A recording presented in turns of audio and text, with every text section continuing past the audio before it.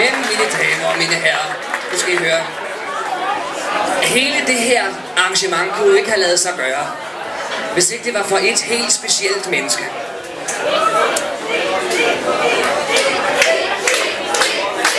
Der er en person, der skal takkes.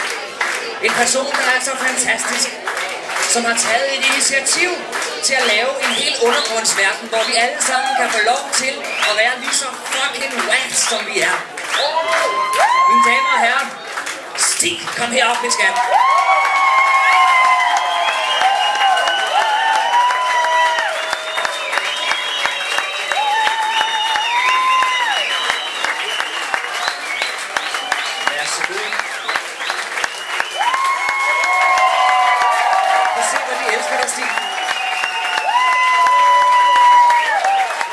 Uden mig, så kunne intet her lade sig gøre.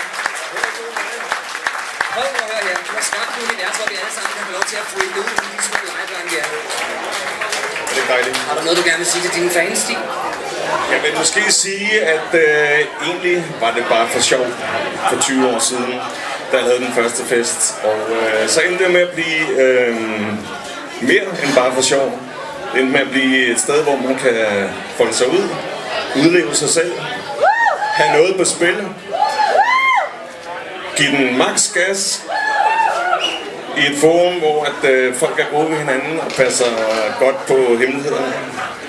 Så tak for supporten, tak fordi I er her i dag i så stort tal, og ja, lad os bare tage 20 år til.